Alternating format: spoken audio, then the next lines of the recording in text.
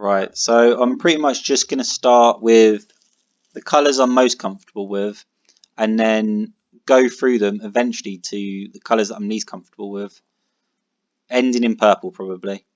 So yellow and green are both the colours that I've played the most of. I've got it on unowned. If there's a card that I haven't got and I haven't been able to play, then of course I can really only talk about the card from the perspective of what it's like to play against it, unless no one plays it, and then just what I've read, what I think, how the card works, and give sort of a general overview. Of course, I'm missing some cards because I've only just started. Really, it's my first. How long have I been playing? A month and a half? I can't quite remember when I started. Um, the 30th of January, 31st of January. So basically, the February onwards. So 2 months or so. I feel, unsurprisingly, I feel pretty confident with yellow and green, so I'm going to start there. I've tried most of these as experiments in Cruel TK, making small changes, little tests, putting it in casual, 10-20 games just to see what it feels like using those cards. So I'll start from the top, and we'll just sort of go from there. Am I going to rate the cards? Probably no, I won't rate the cards. That's ridiculous. There are too many cards, I think. My rating across each colour wouldn't be accurate either. Like, it wouldn't be cohesive. Clay Effigy, honestly, I think 10 out. I just said I wasn't going to give ratings, but this isn't specifically a rating as much as just my overall impression of the card.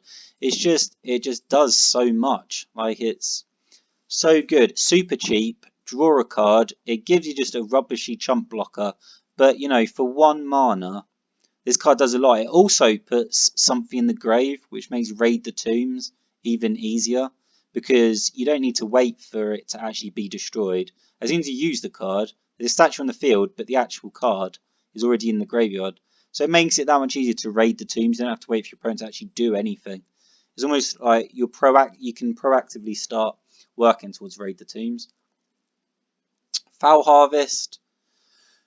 There are some sort of blue-red experimentation decks I was doing, nothing specifically for yellow-green, because the free temporary mana, I tried it in yellow-green. I tried it in a couple of iterations of basic yellow-green. Oh, cool. So no splash, just making straight swaps for cards just to see how they are. And you don't really need the free temporary mana because Kolobok is ramping you anyway. And even if Kolobok isn't ramping you, you're running through your entire deck. You don't,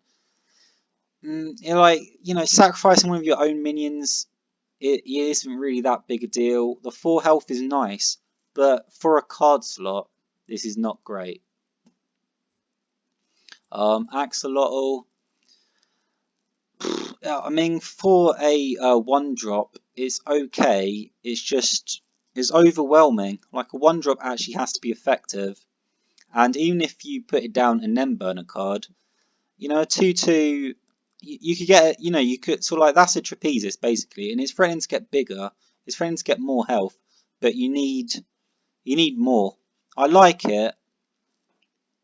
I tried to play around it. I tried to get, 4 in a deck, and then, a llama ring, maybe singing stone, but it's quite flimsy. And speaking specifically of sort of yellow-green control and most of the sort of types of yellow-green that I was going for, I wasn't really that impressed with it, even when I was trying to experiment in other colours, or when I wasn't going for yellow-green control, I was just trying to build yellow into other colours. Like a 2/2, a 2/3, 2/4, 2/5, it's just, I don't know, it's okay, but it's not, it's just a card, your card slots are so valuable. I don't know about this. For the same reason, sort of Magpie as well, sort of, your card slots are so valuable, and part of what makes Clay Effigy a 10 out of 10 in my opinion is that it replaces itself. For 1 mana, it replaces itself, thins your deck super easily, provides for Wake the Tombs, gives you a chump blocker. This does a lot. Magpie Commando, a 2/2 for 1 is technically great value, but it's not great value for a card slot. Is the only way I can think of explaining it. Like, I like the card. If I had like incredible draw, like unbelievable draw, I'd definitely want this, and I'd probably want Axolotl as well, because, you know, if I had 10 cards in my hand all the time, then this is great value. You know, you could just outvalue someone. And, you know, it's so cheap. You get so much for what you're paying, but it's simply not true.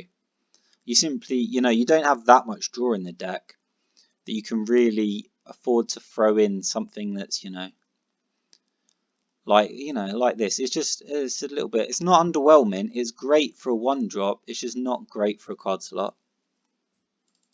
Maze of ITQ is pretty much in all of my decks. It was in the original Cruel Tech deck. Sometimes I slim down to 3. 9 times out of 10 though, I regret going down to 3 eventually, and I end up going back up to 4. It's, you know, it's sort of a worse clay effigy, which can sometimes get better, but, you know, the defender is surprisingly useful though. But yeah, I mean, of course, draw a card. So if your opponent doesn't take it out straight away, in the very least, it replaces itself in a similar way, sort of, to what Clay Effigy does. Except it's a little bit worse because you can't choose when to destroy it on certain turns, of course. You know, if it's at 2 health, you can't choose to destroy it. And, you know, definitely top players have made me look very stupid because they've put something that right in front of the maze, and I can't murmur, I can't temptation, I can't do anything because the maze is in front and I can't get rid of my own maze. There was also a similar situation where Kish ended up using an IQ Turso on a Serpent, and it effectively became a maze of ITQ because, you know, it had Defender and a Mobile. And because the IQ Turso was in front of the Serpent and I had 9 health left, I died. And you get yourself into those situations sometimes. It replays itself, but you lose a bit of autonomy. Clay Effigy is a lot easier to work around, and it can actually move. Which means, you know, if Sapo's coming down and maybe you want to give him a bit of a boost, you don't need the effigy anymore. Gives him an extra 2 power. On the other end, if you still need it to hang around, block him, that's good too. Nazca, strictly in terms of yellow green, you don't really need this. The ramp is a little bit slow. People can play around it. You don't have a lot of little minions that can all die on this thing, and you often don't have a lot of control over where your minions are. Yeah, like in the early game, you're going to get spread thin. Your opponent has the advantage almost all the time in yellow-green in the early game because you've got clay effigies, maze of Iatikus, color box. Your early game is so weak, and you know that's the deal. Sort of, you're paying for a fantastic late game by having an early game which is all about ramping up and drawing the tools you need for your late game. Your early game's terrible, and this just isn't, you know, your opponent can literally spread out and you're just not going to get that much out of Nazca. It's just not. It's something for a very aggressive yellow, but I don't think yellow really has a lot, you know. It's I could conceivably see a red or an orange,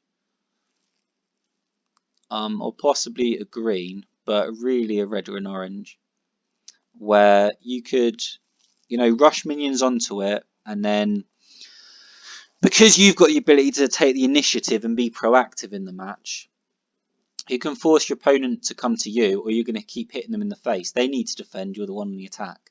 And, you know, Nazca means you can put your minion on it, and they've got to deal with it. And if they just put something rubbishy in front, you can conviction and get overrun, and just keep it going. And suddenly the memorial becomes so frustrating. But I haven't really found anything that works for me with Nazca so far. I haven't found anything that I come out of a match like, wow, like I got so much value out of my Nazca there. Like that was a great match. Oh my, like it went to +5. That's amazing or something. And otherwise, like if it's not giving like a good boost, it's just not worth it a lot of the time. You know, +1 attack could be amazing, but only in an offensive deck. and we're still in beta, and I'm not quite sure if yellow on its own does. And I'm struggling to find mixtures with other colours that are really getting a lot out of Nazca. Obligation, no. It sort of seems like a nice idea, but it just does not quite work. It'd be great if, I tried playing with some sort of, I thought it'd be a sort of an almost quite a good flex card, where it'd be so irritating for your opponent if they put a collar block down, which is normally like a fantastic first turn, then you obligation it. Suddenly it's just so frustrating because they can't, it's harder to get the collar block off the field for them, which gives you more time to get into something that will just bounce it instead of destroying it, so they don't get the ramp in the first place. And they have to pay mana to use it in the first, like they can't even attack with it without paying 2 mana.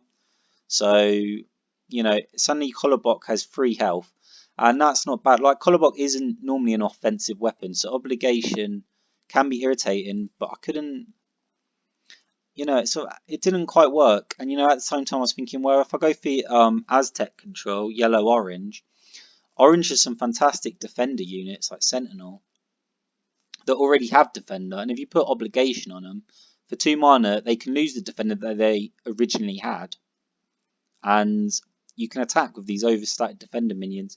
But paying 2 mana to attack each, like, it's not quite working for me. Quite, or sort of. It's all just very niche and sort of too technical. You're really looking for like a consistent deck, especially when you're trying to climb. But just in general, like, you can't tech too much against certain deck types unless it's really heavily meta and everyone's running that sort of deck. Even something tricky like Obligation Gigantomachia to make one of their units 4 health, so it then gets destroyed by Gigantomachia. It's just a bit too awkward, a bit too clumsy. It's just a bit too unfortunate. Verdant Jungle. Verdant Jungle doesn't really protect the minion that's on it. It's nice if you have 1 additional maximum mana while it's occupied, but it doesn't help the unit that's on it.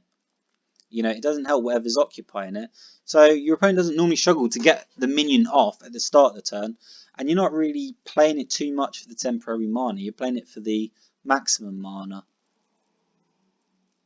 Apart from some, I don't want to say janky, but there's definitely a yellow, orange, purple mix where you can play Racer onto Heaven and Back, which makes it 0 cost, and then you can throw it onto Verdant Jungle, and it just creates a temporary mana. And then if it's just. But it's not really that, that's an awful lot of pieces for quite a basic combo. It's, okay. Of course, draw a card is nice, but it's only on demise, so you need your opponent to actually destroy it. And 1/2 is just. 1/2 right now in the game, with how the meta is bad for a 1-drop, much less a 2-drop. And 2 mana, 2 yellow gems. This is demanding a lot. Like, this wants a lot from you. It's really forcing you. And the ability to draw a card once it dies and it being a 1/2, you could just have a good card in this card slot. You might as well. Like, that's not, it's just not that great. Drawing a card is nice, but a 1/2 for 2 mana, no, that doesn't work. Bay Many Fools, it seems like as I get more experience at the game, and I'm trying to get better, and I think I am getting better. As I get better at the game, this card has increased in value. When I first started playing yellow green, it was all like, oh, that's neat, and sort of across a game, I might get 6, 8 health or something, and then sort of as you start playing the game more, and sort of what your opponent's gonna do or what they like to do, and you've got some general idea of the colours they're using and what those colours can do, and they start playing around Bay Many Fools and you start playing around Bay Many Fools, it becomes a fulcrum in the match, playing around Bay Many Fools, and it's like a real difference maker. there's quite a lot that goes into it, but the fact that your opponent has to play around it and you also have to play around it sort of highlights that it has value. You know, like it's not something you can ignore. It's not some rubbish. Like it's genuinely, and I was saying that Nazca, I can't really get it buffed up. I can't get like a +5 on it. But at least part of that is because something actually has to die on the enchantment, and your opponent can spread your units everywhere. But if you've got Impel by Many Fools, then if they throw a Trapezist the other side, and you put a unit down on this, they dealt 2 damage with Trapezist, then you got 2 health back by putting it on Bay Many Fools, and you can Impel it after you've put it down, and then put another minion on it, and then you're covering half the board. Your opponent's got the other side, but they're not really racing you down all that fast. So they have to start playing around by Many Fools, like. The only issues are against Fang Alpha 9 and Valkyries, things like that, where suddenly by turn 5 you can be dead straight away. Like, those decks are so fast for yellow-green, it's an awful. I hate that matchup so much. They don't have to, but anything that's mid-range or control, anything that isn't other than extremely fast and immediately digs into you, really gets to you. By Many Fools is really good. Having at least one copy is good. It's a bit stupid. I've never played 2 copies or more, and for all I know, it might really work. It might not. I'm a bit embarrassed about that. I should have at least tried 2 copies as an experiment to see what happens, but I haven't. I've only ever played it with 1, and when I play it with 1, I've started to appreciate more and more as I get higher in the rankings what this card can do.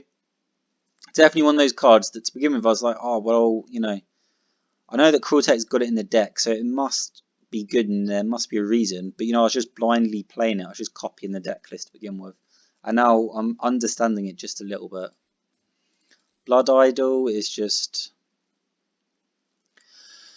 Defender Immobile is just really frustrating. Like, you can definitely slow things down with Blood Idol, and one attack 4 with an armor 1 can be so frustrating for aggro.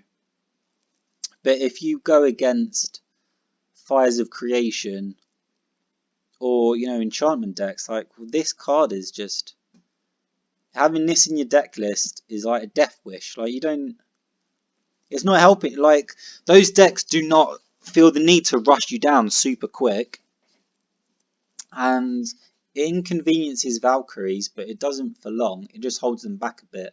And Valkyries, if they're not going to finish you by turn 5, can quite happily wait for 6 and then just use Horn anyway. So I've only played it a little bit, like 20-30 games across various variations of Cruel TK. Some matches it seems good, but other matches my opponent does not care whatsoever. They'll quite happily keep putting artifacts down until they build up, and this can't do anything in the meantime. It's just sitting there.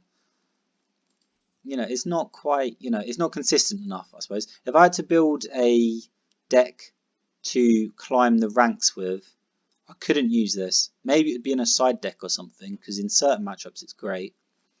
But it's not consistently good against the meta. So, sort of, in some ways similar to this one. 2 mana, 2/1, that's equal to a Trapezist, but that's not great, because a Trapezist also has Rush and immediately can make an impact on the board, and it's your opponent's choice. They don't have to crush the Trapezist into this. They can just ignore it, and sometimes they don't even care. It's 1 damage across the opposing 3 lanes might be okay, but similar to Blood Idol, there are matchups where Fire Dart Frog doesn't really do anything, and your opponent can ignore it, or they're ramping up as well, and they're greedier than you, and the pressure's on you. And Fire Dart Frog isn't really an offensive weapon, and it's a slightly situational defensive one too. I mean, a 2/3 for 2, but with no keywords, that's sort of hard to justify. I haven't actually played this, and I'm not sure why I would. It's just not good. Maybe a Serpentine Empress deck, something like that. But it's just, you need something, you know, for your 2 slot. That, you know, it's just, I don't think this can justify a card slot. A 2/3 for 2, and that's it. Just isn't, you know, just isn't enough. This is surprisingly good, but it's also surprisingly inconsistent. I think it helps you more than it hurts you. And I mean, in terms of the things that it gives you, a lot of the time what you don't want is Defender or Immobile, but there are so many positive keywords that it can give you. And if your minion has 3 or 4 health, it can't, you know, sometimes you can give a mushroom to something like a Wings of Abaddon if you're feeling a bit zany. And, you know, it might accidentally, you know, the mushroom might mutate it to have -1 health and then it just dies. So that would be pointless. But if you have a minion that has 3 or 4 health and you have a mushroom, it can be so frustrating, especially if your opponent. The fact that it changes on your turn means you can adapt to it. And I don't think this card is that bad. It's just hard to justify a spot, you know, in a 40 card deck.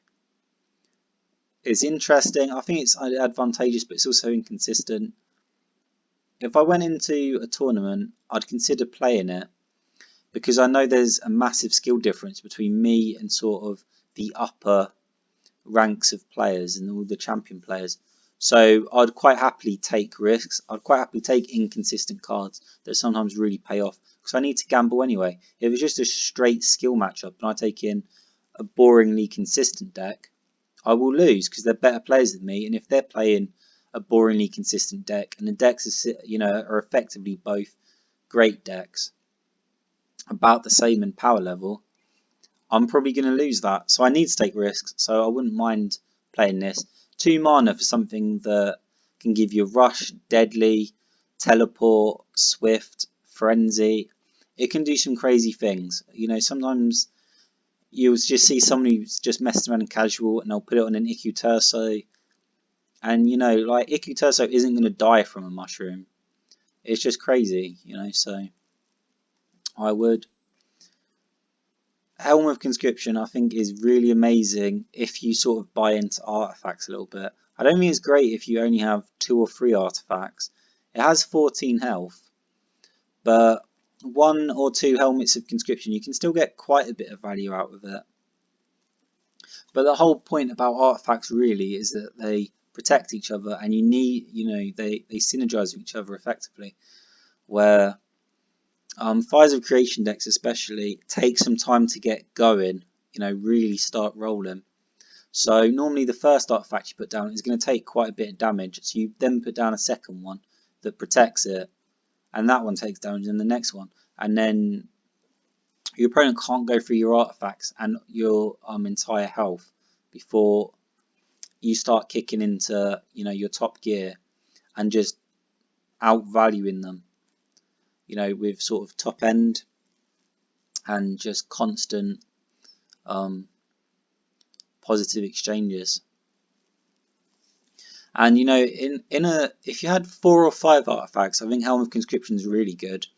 And there have definitely been games where I've had Helm of Conscription in a YG deck, and it's allowed me to trade up. It's allowed me to create ridiculous situations where I've got mana left over at a turn and I buff a Maze of Itiku. And I just buff it in the middle and I'm against aggro or whatever, and they, you know, needed to take out the collar block. So their first Trapezist took out the collar block, and I didn't actually get rid of the maze at all. I just left the maze in the middle of the field, Helm of Conscription. Then what? Are they going to use a Gigantomachia and a Maze of Itiku? That's a bit questionable. They can't attack it either because Sunny has got, you know, 1, 2, 3 attack, and I'm not sacrificing it, so it's getting 2, 3 health a turn maybe. And, you know, collar box, all sorts of stuff. I thought this would be better. Someone played this against me, and I was playing I was playing Min-Max's aggro, and it was so frustrating. You know, Strigoi Pups, Wings of Abaddon. So many things have, 1 health in that deck. The laser grid was really inconvenient, so I tried it. Playing it's not that inconvenient. It's really irritating. I thought it'd be so much better. And then your opponent can just move 1 space over, and then at that point you have to commit a minion to the actual laser grid to force them to target that square instead of other squares. And even then they can still run another minion or something else into the square, or impel it over if they have impel. So actually using laser grid, 1 damage can be really annoying to begin with, and then it gets outscaled into the mid and late game. So no. Peck mentality is good, but it's a bit too situational. Theoretically being able to give something, +4/+4 for 2 mana is great. But, you actually have to set up a scenario where there are 2 minions on either side of it, which isn't so much that difficult as that it's forcing you to group your minions up, and you can't play this against purely in terms of YG. There are some, of course, if you're playing Fang Alpha 9, you're playing a variation. It becomes a K9, and the pack troopers, the other K9s, also get buffed by K9s that are nearby. So it's, it can be good in that respect. But purely in terms of YG, you can't, you wouldn't be able to play this against red, or I struggle to play it against red, because it means that you've got to have 3 minions next to each other, and then Magmatar comes down, and you're like, well, what even, what did that even really achieve? Or Gigantomachia comes down, what did that even achieve? Or because it relies on adjacent minions, you attack something, and then they just trapezist a minion away, so then you've lost 2 attack, and you can't really get it going. It's quite difficult, and it doesn't even have synergy with itself. Putting a pack, having 2 minions on either side, you can't then put another pack mentality onto a minion next to it, because that would then require another minion on the side of that. It's just it forces you into grouping your minions, and for a card slot, it's just a scenario that's not great in a lot of matchups. It's not enjoyable. It's often sort of quite niche, and you don't really want to do it. And especially in yellow, you don't want to do it. Yellow is actually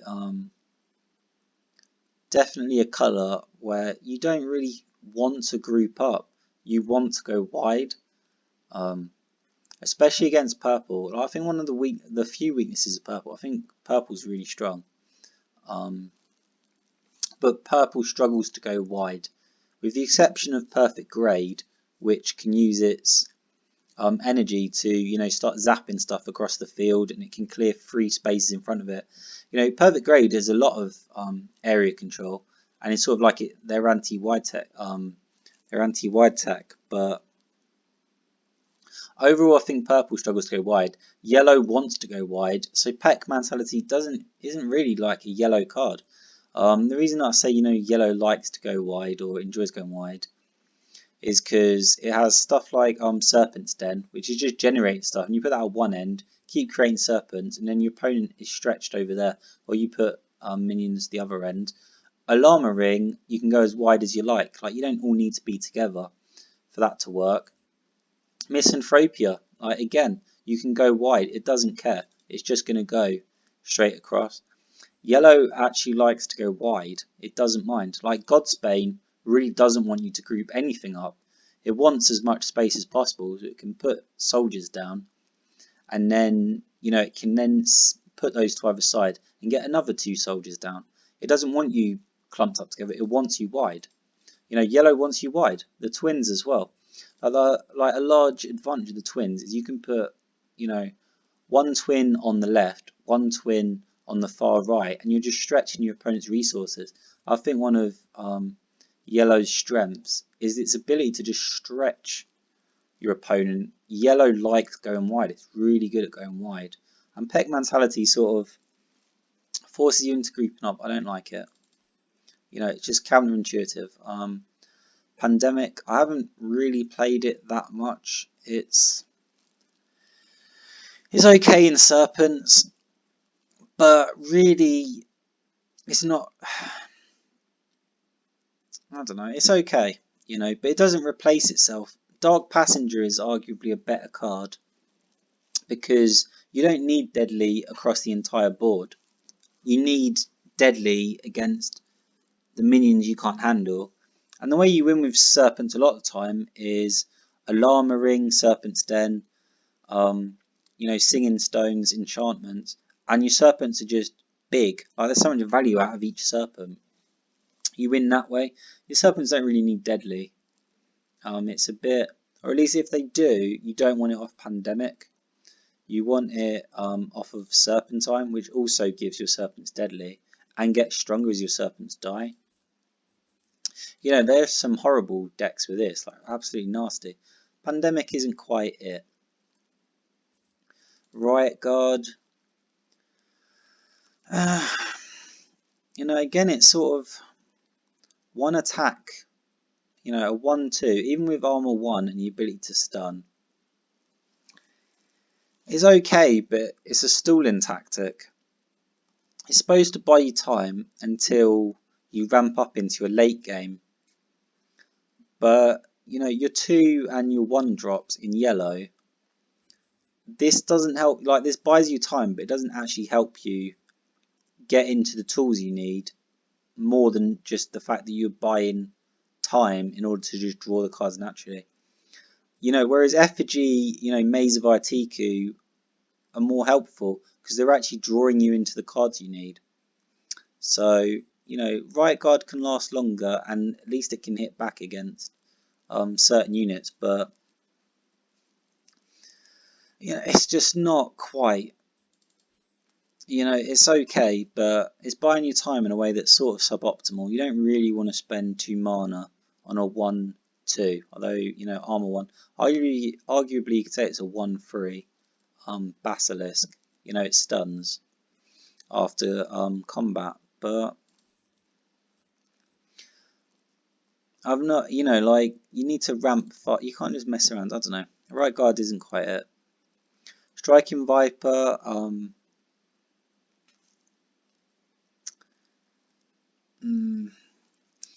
for 2 mana, 2 gems, it's more a case that 2 attack isn't enough in yellow.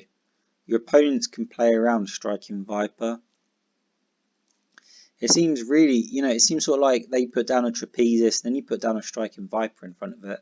But what are they supposed to do now? You know, because Viper is Alpha Strike, they can't really do anything with that Trapezist. But I don't know, it gets played around all the time. For a card slot, this isn't good enough. Scourge of Serpents is so much better, of course, because for a single card slot, you can get multiple Striking Vipers, and you normally get way more than. I mean, Scourge of Serpents is 5, so if you get 3 Striking Vipers out of it, then you're already making value back. For a card slot, Striking Viper, I don't know, but people play around it too much. Theoretically, on paper in a Void, you know, 2 mana for a 2-2 with Alpha Strike is really great, and sometimes it is good. But even when you put it in a situation it should be ideal, opponents play around it all the time. Too much, really. It's just not reliable enough at what it's supposed to do. Scourge of Serpent is so much harder to play around, and it's only a single card slot. Putting down, you know, 4 of this, or, you know, 4, you know, it's just not, it's not great. This is, I actually really like this. Normally the issue is more that there's competition at the 1, 2 and 3, so I don't have space to put it in. But theoretically, I think, you know, getting a 2 mana 1/4 that gives blight oh, like playing against someone who's using these, so difficult and so annoying. And also playing them often feels really good. Occasionally your opponent puts down a Rustland's Bite and things get a little bit irritating. This is in sort of like YG control. You know, there are other versions of yellow, well, I mean even YG really. There are other versions. It's not that difficult to give him 2 attacks. So, you know, Rustland's Bite comes down. Something has armor 1. He doesn't deal damage, so he doesn't give him the Blight. But you just give it 2 attack, and that's the end of the problem. Like, Venomfang Mutant can then get through anything that has armor, except for Perfect Grade, which is armor 2, and Enforcer, which has armor 2. It is called Enforcer, isn't it? I can't remember where it is. I'm just double checking before I say something. Yeah, Magpie Enforcer. I think those are the only 2 things with armor 2. Yeah, I mean, effectively, because it has Blight 1, it effectively is a 2-4, because, you know, it'll deal 1 damage to their health, and then it will deal 1 damage again on their next turn. So it's a really sort of flexible defensive unit. I really, if I didn't know what I was going up against, you know, if I was ranking, I quite like putting these in.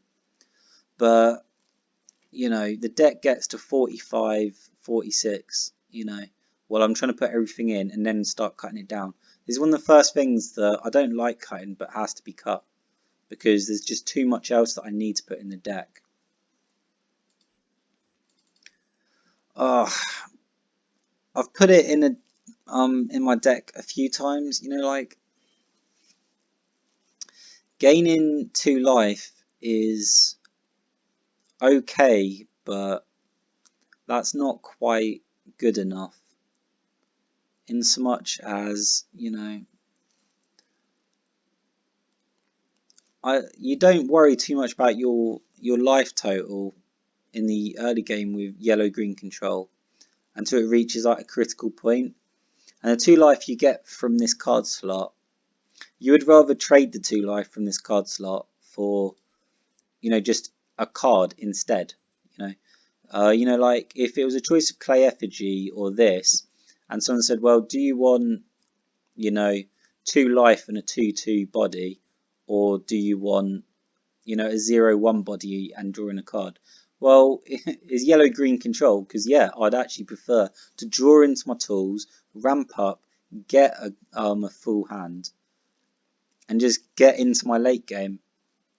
And, you know, it's a neat card. Like there's a lot in this package, if you know what I mean. Like Agile, gaining 2 life, it's a 2/2. There's a lot in the package. There's not a lot that wins games in the package or helps you get into how you're going to win the game. It's just sort of like a nice package. It doesn't really have any synergy of anything either. Like Agile is nice, but in the early game, I'm mostly just trying to defend and buy time until I get into my late game. So the Agile, I'm putting this in front of something to, like, not this specifically, but a lot of my units I'm putting in front to block. I like Venomfang in yellow-green control because it can block. It's great at blocking, you know. A 1/4 with Blight is something people don't want to run into. You know, just effigies and ITQs. I mean, I draw cards and then they act as a chump blocker and just get me more time. So the Agile's wasted. The 2 life isn't that significant because at 2 mana I'm normally getting it. You know, either my health is too low and I want Wonder Drug, or Bay Many Fools is keeping me topped up. It's a nice package, but it's just not enough, and it doesn't have synergy with the game plan of yellow-green. In fact, there aren't too many deck archetypes that I can really think of right now with the card sets that we have in the core set, where I'm thinking, yeah, like this is the card I want at the 2-drop. There's just other 2-drops in almost every other colour that are better than this. Volition is a game winner. I mean, if you're playing yellow-green, you're probably playing Abomination, but even if you didn't have Abomination or you weren't playing Abomination, Volition is just so big, you know, like if Iku Turso hits the floor and they haven't dealt with it and it gets back to your turn, then Ikuturso attack, Volition attack, like that is big. That destroys artifacts. That can destroy 2 or 3 artifacts if they're not careful. It just goes through people. It destroys minions like Short Stag, Iku, Sapo, and of course Abomination. Just Volition is is not a card that adds value. It's a card that multiplies value. Suddenly Iku is 1.5 times what he normally would be. It's not twice, because of course you're still taking damage from attacking minions and so on. Using Volition and Iku dying is pretty rubbish, but it's a big deal. It's a win condition. It's a 1-turn kill condition. It's of course you need a minion on the field to actually use it. You need the right minion, but there's no point, having your collar block and then having Volition. Like, that's just silly. But it's a multiplier for your big cards, and sometimes you really need Volition, and sometimes you've got a bald mountain on the field, and your opponent is clearing, like their life depends on it, because they absolutely do not want you to get a card off of the Boneyard from Bald Mountain. And you just have to Clay Effigy Volition onto the Bald Mountain, so you can get that Misanthropia back, or whatever key card it is that you need back off of Bald Mountain. Or of course Enchant Eater, they've got to Heaven and back, and you've just got to Enchant Eater Volition. I hate that play, 6 mana to do it, but to Heaven and back is worth it. It's more sort of meta that. Yahui is really, really good. He's great on Bay Many Fools, but even not, he's forcing at least 2 trades. Aggro really don't like going against it at all. 3 health is beneath Gigantomachia. And aggro would rather just clear this and keep attacking. Having something last for 2 hits, guaranteed, is just so frustrating for them. If it was just 1 yellow gem, it'd be good. But the problem is that what is good against most of all is aggro and Valkyries, and that's because it really messes up that early game. But if you're playing yellow with any other colour, then the fact that it's 2 mana, 2 yellow gems, it sort of pushes you out of your other colour, or sometimes you get screwed up and you can't even use your Hui because you've got too much green or red or whatever in your hand. You don't have 2 yellow. I mean, of course, 2 mana, 2 yellow means you need at least 3 yellow cards, including Yahui, in your first 2 turns to use it. It's okay, but it's just, the 2 gems is so awkward, but it should be. The card is so good, and of course on Bay Many Fools it's so difficult to get rid of, and with Helm of Conscription it's so good. There are a lot of synergies, it's really good at what it does. Those 2 yellow gems, I love playing it. It's hard to get it in the deck though. Yana Virus is too slow. Blight 1 is too slow, and it rarely works the way that you'd like it to, where your opponent has got a big board and suddenly the virus hits and things are just spreading all over the place and they can't really get rid of it. Yana Virus is amazing then, but it doesn't, that's 1 game in 10. It's not enough games. You're looking for a card that can give you consistent performance. Yana Virus is a niche and it's slow, so just not great. This card has fantastic stats, and with Agile as well. If you're facing a Spirit deck, anything like that, this card is so good. But the stats just don't. There are other things at 3, mostly Meso Libre or Orbital Jamming or Serpent's Den or Wonder Drug. Your 3 drops, there's a lot of competition at the 3.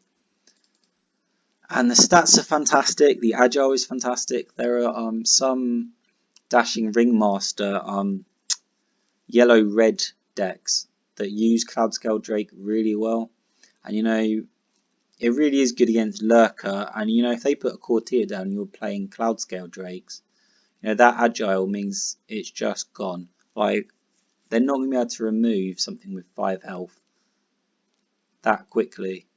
Very, very rarely. Or they're going to use like a critical resource that they really don't want to use. And you can win the game off of that. It's a great card. There's so much competition at the free, and this isn't, you know, just 2 attack for 3 mana. It's a real killer. And in the decks where it really comes into its own, you know, like with Olama Ring, where it stays on the board for a long time, it has agile, so it takes ages to get off. It gives you enough time to get an Olama Ring or 2 on the board. There are other cards that are better, like make more use of that, like Serpent's Den. So the cards that buff this buff other cards better and are more useful for intrinsic strategies, such as Singing Serpents. So somehow it's just a card that gets dropped off of the way. I think it's fantastic, but somehow it's just too hard to put in the deck. Dreamweaver, you know, 3/4, you can sort of see it. Misanthropia, next turn it's a 0/1. You can return it and then put it down again. But you know, spending mana for a card and then what is given you is just the ability to return to your hand is arguably giving you card advantage, but at the free, if your opponent's put down a big threat and you put the, you know, and you draw this, you know, late game that's just not what you need. What you need is this. You know, that's the problem. Is, you know, your opponent suddenly puts down a perfect grade. This just isn't the answer. There's just too much competition at the free spot. There really is. This just isn't, you know, it's great, but it's just not quite doing it. This is a niche, of course. If you're playing multiple colours, this is a fantastic card. But if you're playing multiple colours, then it's also difficult to get 2 yellow gems, if you know what I mean. Like 3 mana, 2 yellow gems means that you could really only get this coming out at a 4/4 for free in an ideal situation. You know, I'm talking about immediately. Like, as soon as you could get this out, it would be a 4/4, which isn't great at all. And you know, in your head, you're thinking of, you know, glory in some big situation where you're bringing out these 8/8 gem cut spiders, or you know, even just a 6/6 for free, and you're thinking, wow, you know, like this is really fantastic. It sort of is a card that's relevant throughout the game because it gets bigger throughout the game if you've got that sort of deck. But you have to build your deck around it, and and the deck that you have to build around it is awkward and janky. You know, it's got many colours in it that you've got to juggle. Trying to create that sort of deck is extremely awkward. It sort of lends itself to Fires of Creation decks because of that. Because Fires of Creation decks, as the situation is right now with the cards we've got right now, has to go in multiple colours because there are only so many artifacts in each colour. So Fires of Creation have to go 3 or 4 colours. Gem Cut Spiders good in that. But Fires of Creation have their own cards that they want to use. You know, it's good. It's not great in yellow-green control, of course. Even with a splash, because your splash isn't reliably going to turn up around, you know, turn 3 or 4. And you don't really want to use it turn 3 or 4, because you've got, you know, you've got your 2 gem demands, you've got your 3 gem demands, you know, Misanthropia's 3 gems, the twins are 3 gems. There's just, and whatever other colour you're running, green as well, like, you know, Stag is 3 green gems. It's having this 2 yellow gem demand on a card which benefits from unique colours. The card is hurting itself. It's very annoying. Incubation Chamber is... I feel like it should work, but it's not working for me, honestly. It sort of seems like it might be great, but it requires things to go together. For example, you know, against an aggro deck, the fact that the minion gets armor 2 means you could throw something in this, and the 3 lanes in front of it, because the minion has armor 2, those 3 lanes are now covered. But when you think about the investment for that, I mean, like, the situation sounds simple, right? Like, oh, well, you just need to put a minion in it, and you need to have this, and then you've got 3 lanes sort of covered really well. But in terms of mana, it's 3 mana for the chamber itself, so turn 3 at the earliest. How much damage is aggro doing before that? Probably quite a bit. How, like, plus the minion itself. Iron Belly Wyvern is 3 damage, plus aggro decks often have infuse. So armor 2 on its own, we'd need at least 2 or 3 full health on the minion. Wings of Abaddon would just go straight through it on 4 mana as well. So if you put it down this on the 3 and they're on the play, they could just Abaddon straight through. If it has 2 health. So you're looking for 3 health. What exactly, like putting a maze on it, perhaps? Putting a Venom Fang on it, perhaps? There are things you could put on it, but that is, in the very least, that's another mana and another yellow gem. So you're looking at least a 4 mana 2 card investment to hold down 3 lanes. 4 mana, well, at 5 mana you have Misanthropia, which is infinitely better, and you get, at the other side of it, you get a +3/+3 minion, but your opponent also knows it's coming from a long way away, and you've locked yourself down as well. Like, that's such an investment that there are other things that you could be doing, and you invested mana in this instead, and the payoff against aggro sort of isn't high because they can see it coming, and they can always just use a seal to get rid of it, or a dark passenger, or they can just use the other 4 lanes. It's not that big a deal for them. If you honestly get a minion out of this and gets the +3/+3, and aggro isn't already looking for the finish, then they probably drew badly, or they deserve to lose. Right? It just takes too long. When you're thinking about it, earliest turn 4, including a 1, somehow like just a 1 mana minion that has 3 health, so a maze basically. By the time it's not stunned anymore, you're looking at turn 6 or 7. Aggro isn't waiting around for turn 6 or 7. So what other decks are they? So if it's not working against aggro, is it working against control? No, Fires of Creation doesn't care. You've disabled a minion in this while Fires of Creation is ramping up. And Fires of Creation is greedier than yellow-green control, or yellow-green splash, mostly. Apart from arguably yellow-green orange splash, I think. And the same with enchantments. Like, you've disabled your own minion at a 4 mana investment minimum, and they're ramping up and they're greedier than you. So there's 1 minion you get at the other end with +3/+3. They've got the same control tools as you a lot of the time. They don't really care, and you could get a +3/+3 coming out, and then they could put a Master Shadows in front of it. It's just an awful lot of investment. It doesn't work against aggro really, because it's too expensive, and they're already looking for the finish. You're disabling a minion. It's not quite good enough. But it's not good against control either. Like, Incubation Chamber is just awkward. Magpie, Squad Leader, like a 2/3 for free. I think, possibly with the expansion, this might become stronger. Possibly. But right now, a 2/3, if your opponent's got 3 or 4 mana, taking 3 health isn't that difficult. Are you really going to have minions like perfectly positioned so that he effectively is given +2/+2 in stats? So you're getting sort of 4 or 5 out of 3 mana. Not really. It's situational. Your opponent can play around it. Even if he does, they can just destroy the squad leader, and it encourages clumping. It encourages clumping at 3 mana. 2 turns later, Magmatar can come out. Even if it doesn't, that's, it's just, this isn't great for 3 mana. There are options in 3 mana, and the combination's too tough.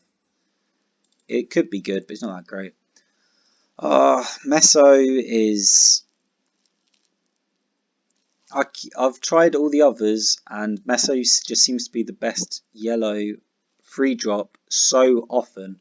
It's useful throughout the entire game. You know, early game, on the free, you put this down, stun something that has, 1 or 2 attack. As long as you're careful and you consider it of whether winter is next turn, when Meso is actually attacking, because of course if it's 2 attack and then you're in winter, Meso kills itself, which is a bit counterproductive. It's just good throughout every stage of the game, really. Or at least it has value throughout every stage of the game. Definitely in terms of free drops, it's hard to argue against this. It buys you a turn, it does everything it's supposed to do. Hopefully you can get a 2 for 1 out of it. In the very least, your opponent is diverting resources to try and free up whatever minions you're trying to hold down with it. I've definitely, it happens so often where you stun a trapezist or a pup and then they crash their iron belly wyvern into it. And that's a free mana for a free mana, but he's also stunned something for a turn. You've definitely gotten value out of that trade. And you sort of helped yourself get into that late game against aggro so often. Yeah, definitely one of the stronger free drops. Orbital Jamming Satellite. Oh, my voice is already going. This is going to be tough, isn't it? I don't think I can go through all the colours. I'm going to die before I go through all the colours. I don't know why Cruel Tech doesn't run it. Although I've been playing it, and lately I'm not sure if I should run it. It's so useful though, in terms of something that helps in every matchup. Master of Shadows comes down, suppressed. Now it's just a 1/1. That's ridiculous. Something is sitting on a giant stairwell. Orbital Jamming Satellite. Oh well. That stairwell basically doesn't exist. Something is sitting on a bald mountain, suppress it, suddenly they're getting no spells out of it whatsoever. Similarly, sometimes you've put your Meso Libre down and you had no choice. You just need to put it down in front of a 2 attack. But his Witness, who has Fragile 1, you suppress your own Meso Libre so it doesn't have Fragile 1 anymore. It attacks the 2 attack and it's still got 1 health left. So useful in so many different situations. The 9 health really sucks. Like, very, very few matches, maybe 2 or 3 matches out of 10. Orbital Jamming Satellite will last more than 3 or 4 turns. So you won't get a ton out of it, but it can make some key moves that you really need to happen. A lot of time. I think it's so useful and so versatile. Poxbringer. I still think there's some optimum mix of Meso and Poxbringer. But it's just not useful. It's not as useful late game as I thought it might be. I thought what you were losing with the ability to stun something big, you were getting with Rush, where you could throw this on a Bald Mountain. And because it can instantly activate Bald Mountain, you can get a card back and then cast it. But 3 mana for a 1/1 Rush just isn't great. The Blight 2 is good as well, but like, if Venom Fang hasn't already done the job, Poxbringer probably isn't doing the job. And it's fighting for a spot with Meso, Serpent's Den, Orbital Jamming. I wanted it to work, it hasn't worked for me so far. Oh, just... This has the same problem that Blood Idol has, where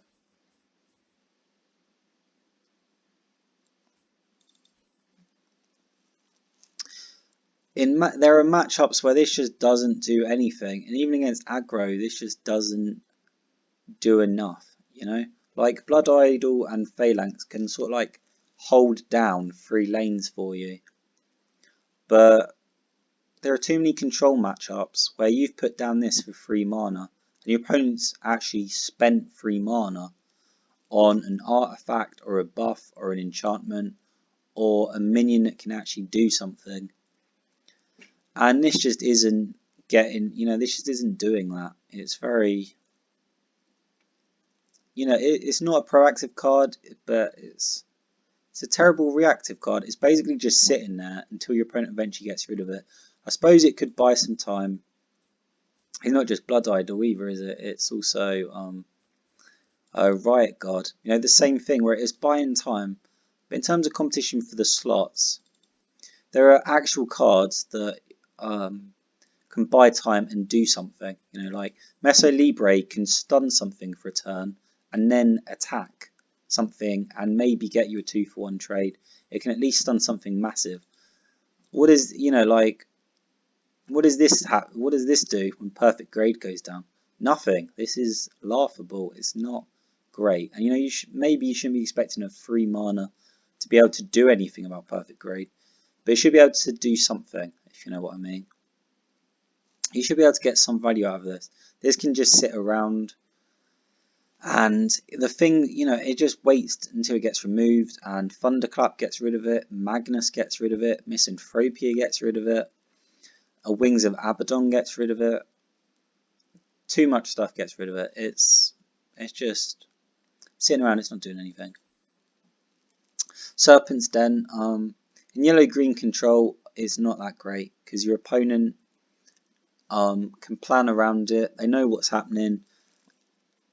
They've either got overrun minions, or their deck takes into account that they don't have overrun minions, and it has alternative ways of making sure that the damage gets through to finish the game. And the 1/1s aren't really going to stop that, so you have to buy into it. So of course it's really good in Singing Serpents and things like that, where you actually buy into the scheme, and you've got the rings in the Singing Stones, and every Temple Snake is suddenly becoming a 3/3 or a 4/4. But just in terms of just straight yellow-green control or yellow-green control colour splash, Serpent's Den creating these 1/1s, I thought it'd be good. It'd just be like a constant value machine, just keeps creating more value across a long match. But the 1/1 snakes aren't quite doing anything. Sometimes, you'll get snakes out and then they'll just accidentally die to stuff that just comes down and just does damage anyway. It's just, they're not getting yellow-green control, but in other decks where they're actually, played around, Serpent's Den is really good. But, guaranteed without a shadow of a doubt that when you get to Mithril or higher, green does not care about these 1/1 snakes. They're just going to run straight over. Purple in the end game does not care about these 1/1 snakes. Celestial Dragon has Agile. Perfect Grade can just clear them with its energy straight away. It's just not doing enough. Pentacle as well. In the late game, this constant value engine isn't creating enough value per turn, and you have to play around Serpent's Den yourself as well. You're using mana on the impels, and of course you put down Serpent's Den in the first place for 3 mana. 3 mana investment, a lot of the time you get your 3 mana's worth, but other cards can do more, and they can do more often. Sort of similar to Phalanx and Poxbringer. In the late game, if your opponent puts down a big fatty, this just isn't doing anything. You need, Meso Libre is always useful. That's the thing, it's always useful. I don't have Serpentine Empress, so I can't really comment on it, and I haven't seen anyone play it either. You'd think that in a Singing Serpents deck it would be really good, but I think the 2 gems get in the way. But if you're going to buy into Serpent's Den, you might as well buy into Empress as well. Splicing Lab, I think this is a worse mushroom. It seems good, but the problem is mushroom is at the start of your turn. So the mutation is always at the start of your turn, and then you can play around the mutation. So if you get deadly, you can put it in a really awkward spot for your opponent, where it's of maximum advantage to you, or if it gets swift or whatever. But I mean, with Splicing Lab, you get the mutation at the end of your turn, so your opponent is the first one that then gets to play around it. So if you get Immortal, they're not, you know, they're the ones that then get to go, right, well, I can't kill it this turn, let's just stay out the way. End of problem. Which is extremely frustrating for you. It just gives your opponent the chance to react. Like, end of turn is a real killer. A real killer. I don't see too many other ways of doing it, I suppose. Because if it was the start of your turn, then you put a minion on it, nothing would happen until the start of your next turn. Your opponent could just get rid of whatever was occupying it if they really wanted to. A bit too awkward. I've played this and I still haven't made up my mind if this is a great card or this is not so much. For 3 mana, the ability to destroy any minion is fantastic. You know, and sometimes, you know, you really could use it, but it's not how yellow-green tends to win. If someone puts down a really tough, big fatty or something awkward against yellow-green, the normal reaction is, well, that's not a problem. If you put down something massively statted, here's a short stack. Now you can only deal 3 damage to it a turn. Short stack is going to go through that. You've put down something that has deadly or is awful, you know, awful in some other way. Well, Iku Terso means it's a defender immobile, so it can't attack anything. It's not going to do whatever it's supposed to do. You know? And the fact that you use a card to destroy one of your opponent's monsters and then they get a card, you're giving yourself a massive card disadvantage. You have to be in a desperate situation to use this, and yellow-green normally just puts down a bigger fatty to deal with fatties. It normally just puts down a bigger threat, you know, just tries to create more value. But, you know, that's the whole point. It's just supposed to be greedier than you most of the time. So the jury's still out on this one. It's theoretically good, but it's not the yellow-green game plan. So in a Void it's good, but it's not actually used in the deck that often, and it hasn't been that great in the deck that often. I thought, you know, it'd be kind of neat to put down an effigy, so you draw a card, and then if you were really digging, you could then destroy the effigy and give yourself a card. But that is 2 cards that it's 2 cards that replace themselves. 4 mana used.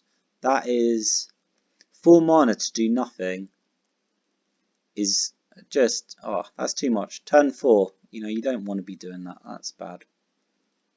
Maybe the effigy's on from an earlier turn, so it's turn 3, but it just feels, it's not great. You know, like Vicious Cycle just doesn't quite do what yellow-green control wants to do.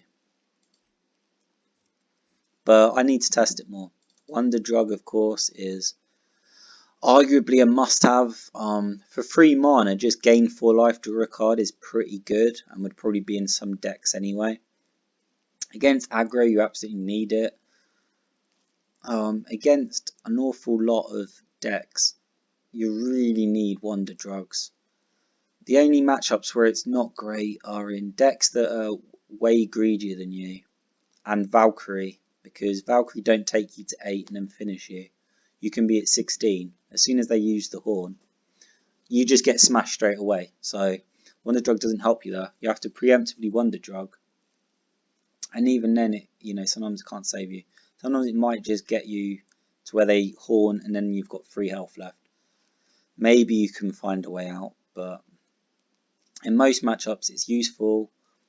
If you haven't got the tools in your hand that you need and you know you're at 20 health, it's still fine to use it. You don't have to wait until you're at 8 health, 8 life to use this card. You can use it at 20 life if you're still digging. I think that's absolutely fine. And you know, 3 mana to draw a card and gain 4 life is pretty invaluable. You really need the life against aggro. You really need the card in every matchup. So it's in all my decks. I haven't ever really taken it out, so I don't know the effect, because it just seems stupid to take it out. There's just too much here in this card. There is just way too much in this card. I don't own Shell Hua. I think as more artifacts get into the game, it might be fantastic. It might be really amazing. But at least for right now, you have to force it a little bit. and I haven't really seen any Shelhwas get out of hand. It's sort of similar to Kara Morning Wives, where it's slow. The threat is there, you know, the ceiling is massive. It could become really, really big, but it hits the, you know, it hits the board, Led Astray, hits the board, Rewind Hex, hits the board, Dock, Passenger. You know, it comes out as a 4-3. That's not that difficult to get rid of.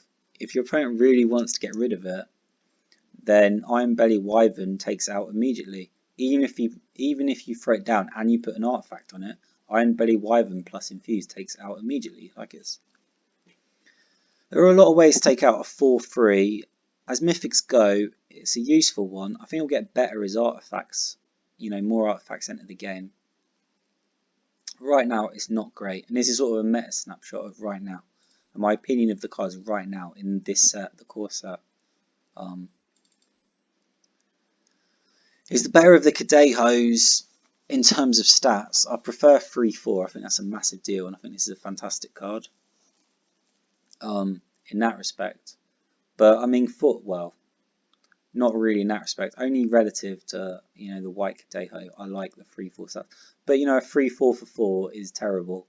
It's also, when another minion dies, your opponent takes 1 damage.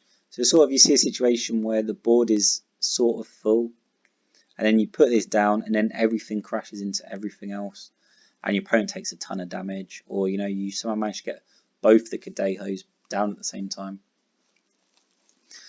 But because of the 3-4, Black Cadejo can stay around for a little while.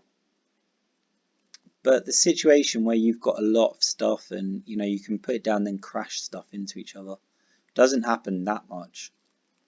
It really doesn't. Maybe you could Misanthropia and then put this down.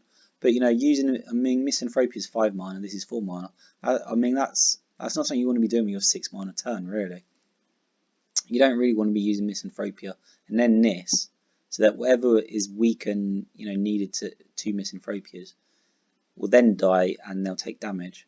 A lot of stuff will just die to the first tick of Misanthropia Blight 3 anyway. I might as well talk about White Cadejo at the same time.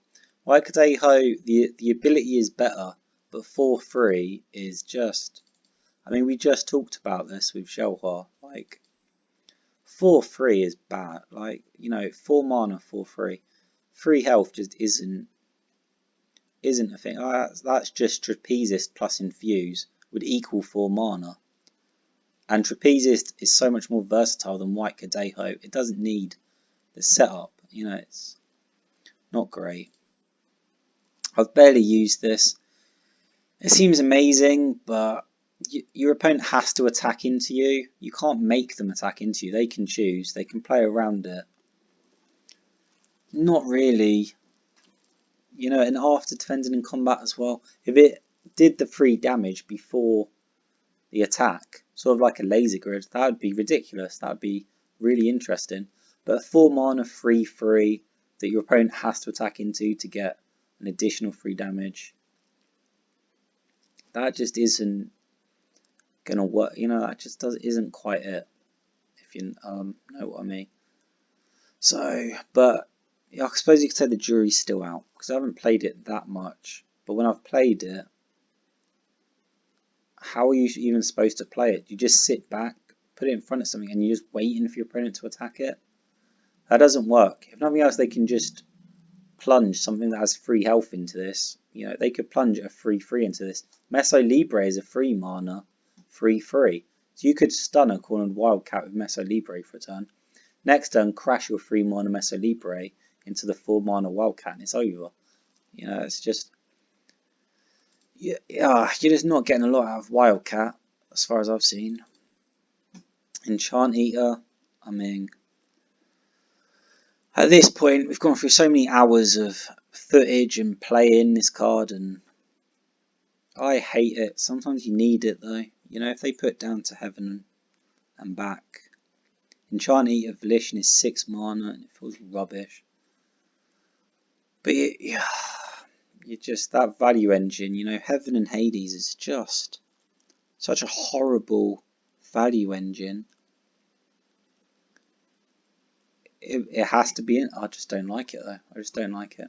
I prefer having rewind hexes, but this only takes up 1 card slot. So, you know, it's enchanting or rewind hexes. I'd rather rewind hex. But you just do what you have to do. It has agile as well, so perhaps if there's lurkers, it's useful. It could theoretically get through multiple enchantments.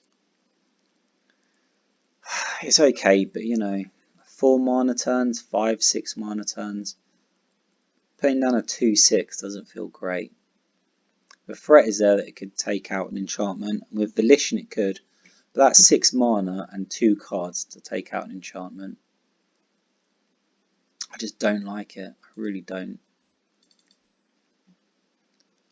I mean, stats wise it's amazing, but on your 4 you don't really want to use this. Yellow-green doesn't really require the 4 anyway, to be honest.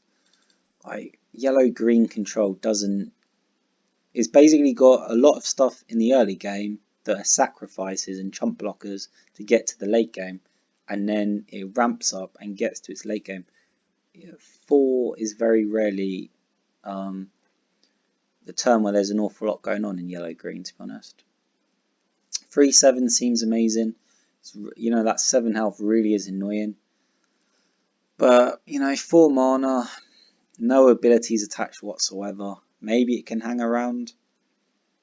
But against Valkyries, when the horn goes off, most Valkyries are going to be 4/4 or higher.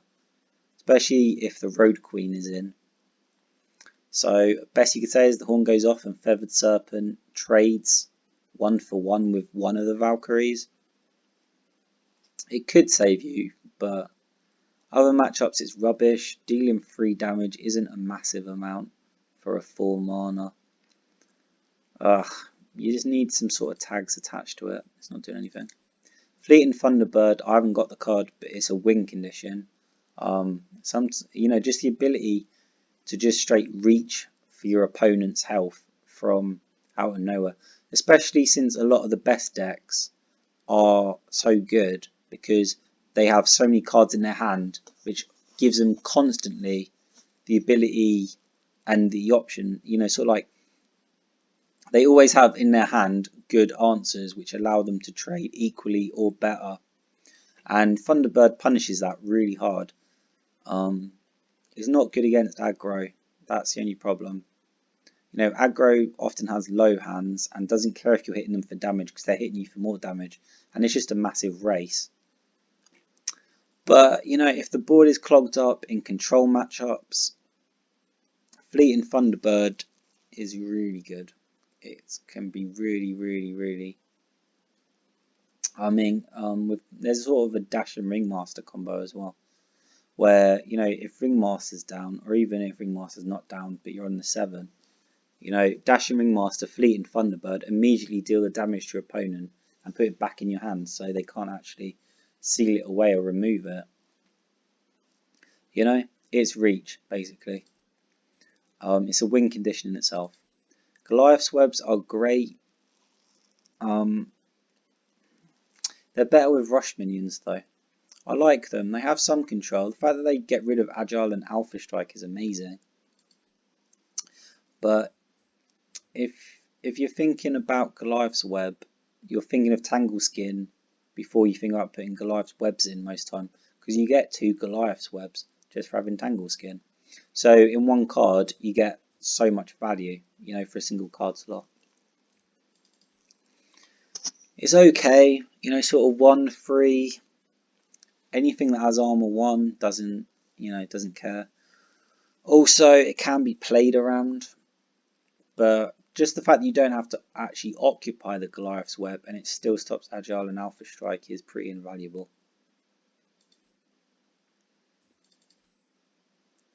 I mean, so many keywords on this, but you know, a 2/2 for 4 mana, your opponent could just leave this and be like, fine, we'll do 2 damage to me a turn then. You know, this needs to have something in front of it, and your opponent isn't obligated to put anything. Like, there's no threat here that is going to make your opponent go, oh my god, like I better block this. It's just too dangerous. It's 2 damage. You know, it has to have something in front of it to actually be worth anything. 2/2 for 4 that, you know, could be okay, maybe. In Singing Serpent, I mean, not even just in Singing Serpents actually. This, Model of Duality is a really good form of card draw. 12 isn't bad artifact health. It's definitely valuable. I do not feel I'm going to be able to do all these colour evaluations in one go, am I? Already, I'm starting to get a sore throat. Maybe it's Corona. Anyway, yeah, just in general, I mean, a surprising number of turns. You know, you play Effigy and then you put down something else, or Scourge of Serpents will instantly trigger it. It's a surprisingly good card draw, even something that doesn't have a lot of card draw. Just a sec.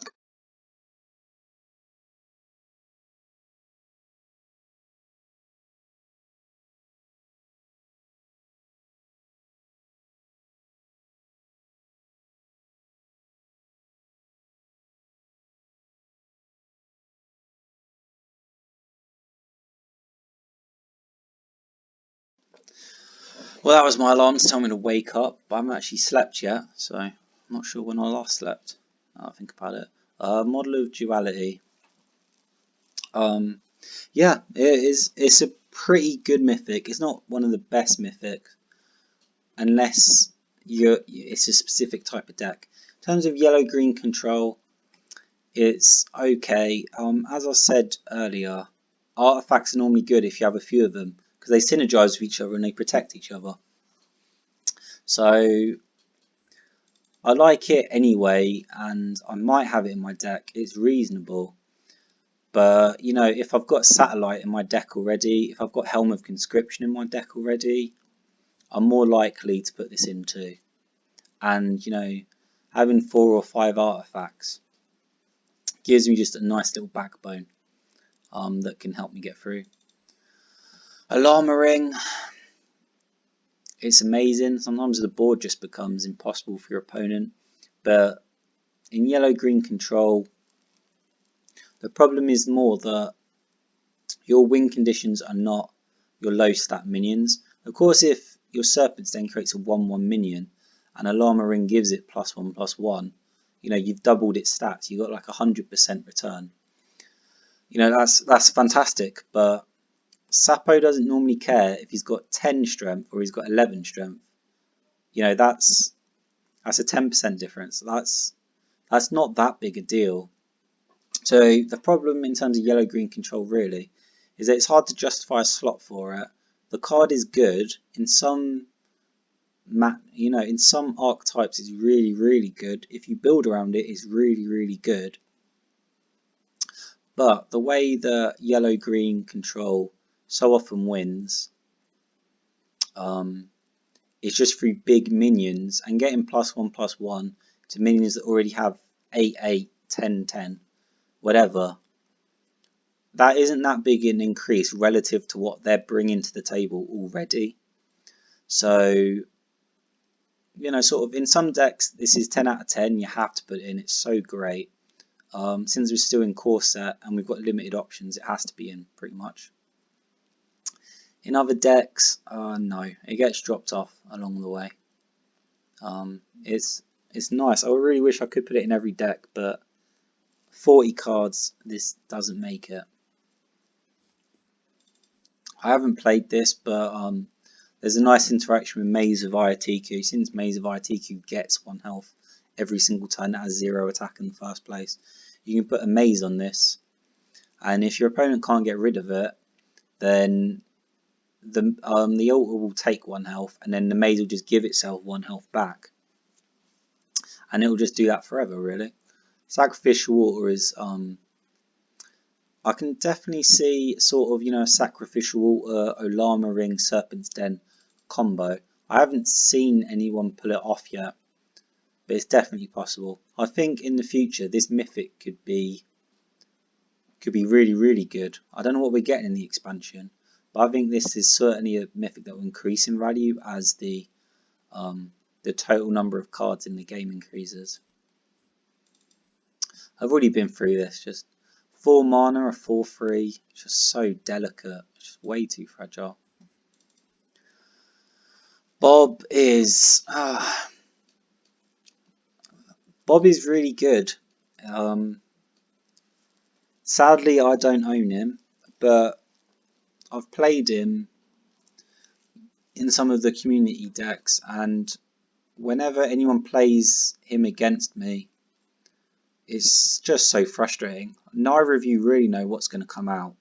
But 3 mana, draw a card is already pretty great. The fact he gets to deal damage as well, very frustrating. But in decks, most of the time, he's getting dropped eventually because a 1/5 for 5 that requires a further 3 mana to use his ability just isn't great. I mean, theoretically, putting Bob down and then using his ability once means for 8 mana, you're getting a 1/5 plus sort of an RNG based ignition. Like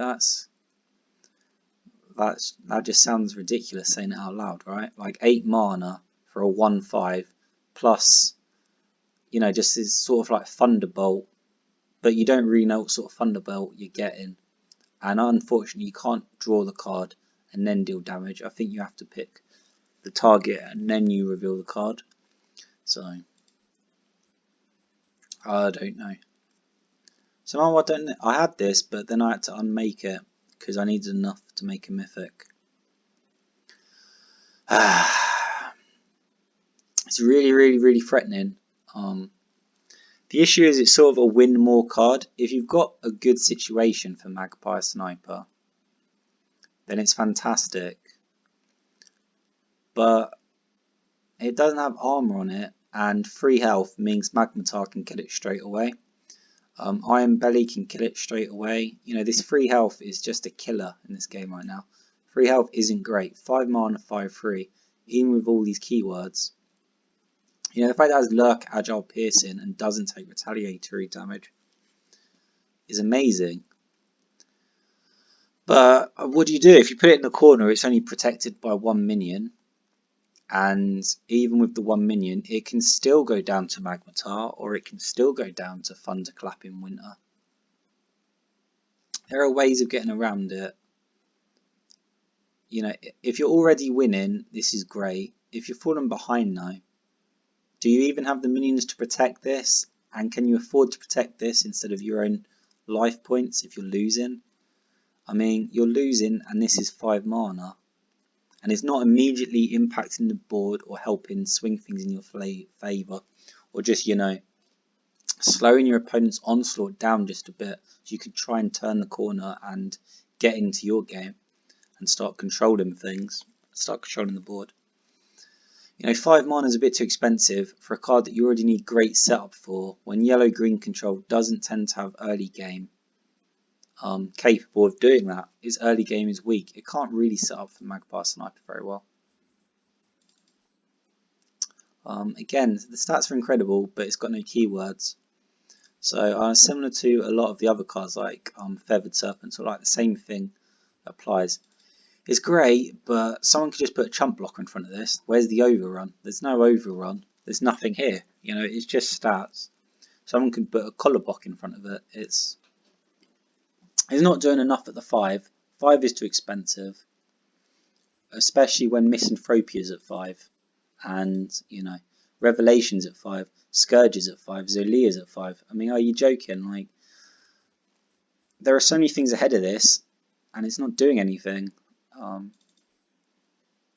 I mean, I'm making it seem like I'm being really depreciated, but it's partially because my voice is actually starting to hurt from talking so much.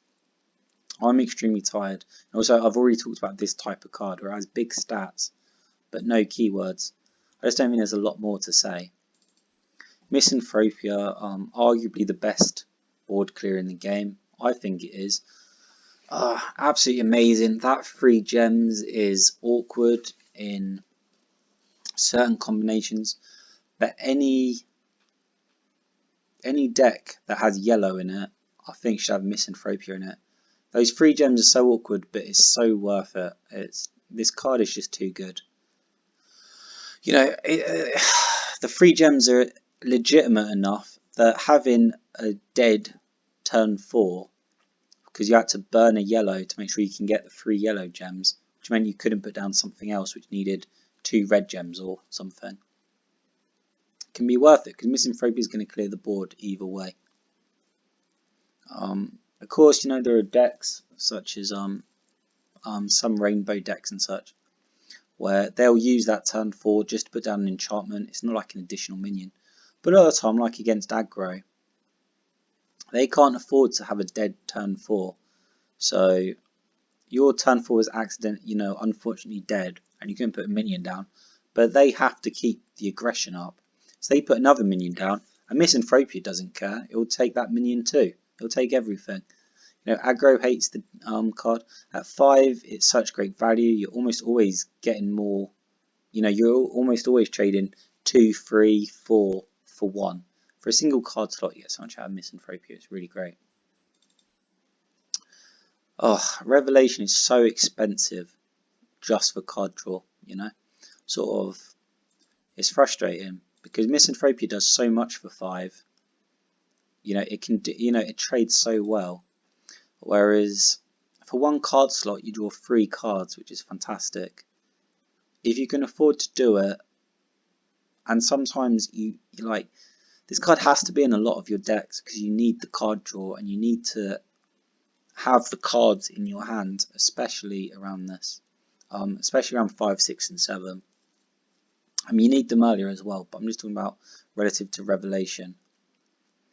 If you can find a turn to do this, and sometimes Misanthropia can give you the turn to do this, the 3 cards you draw are a big deal because you cannot afford to starve with this deck.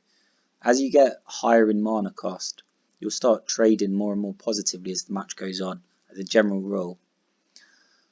You know, those 3 cards though represent so much value for you in the late game that if you can just find a time to do the Revelation, it's fantastic. Scourge I hate, but there's nothing really, it isn't really much better. As I get better at the game, this card seems to be getting better and better though. The first, it sounds stupid saying this almost, but the first 100 hours playing yellow green, I thought this card was really rubbishy, and you know, for 5 mana, I was getting 2, 3, 4 striking vipers, and I was thinking, well, you know, I'm sort of getting my mana's worth. But you know, 2, 2, you know, what exactly am I stopping? I'm not stopping anything big and beefy. I'm not stopping any real genuine threats. I'm not stopping Horn really. You know, I'm just, you're like, those Valkyries are too big. Striking Viper hits for 2, but you know, the Valkyrie is 4 health. You know, it blocked 1 attack from the Valkyrie, and then the Valkyrie still hit for 4. You know, it just doesn't seem like a big deal. As I get further in the game, it's getting better and better. Suddenly, sometimes in aggro matchups, Scourge of Serpents is going down, and it's such a big issue for them. And sometimes in control matchups, they've got, you know, a maze of ITQ on the board, maybe an effigy off in the corner. They suddenly threw down, you know, a Zolia or a Born Again, anything really. But the fact, you know, they've got 3 or 4 units on the board, and if it's if it's mazes of ITQs and effigies and it hasn't been cleared yet, Scourge of Serpents is free value, and suddenly you turn it around, and then what are they supposed to do? Because you've got 4 or 5 serpents on the board, and if they're controlled too, this card is so difficult for them. You suddenly, for a single card slot, you get a lot out of this a lot of the time in a lot of matchups. So I don't like it. I'm hoping something better comes along, because compared to Misanthropia, this is terrible. I think it's really terrible in yellow-green control, because you don't have the Alarma rings a lot of the time, because Ikuturso doesn't need an Alarma ring. So they really are just 2/2s, and you get a load of crappy 2/2s on the board. Perfect Grey doesn't care, Celestial Dragon doesn't really care. If you're not buying into the serpent, you know, singing serpents thing, or weenie, some sort of weenie minion deck theme, Scourge of Serpent, you know,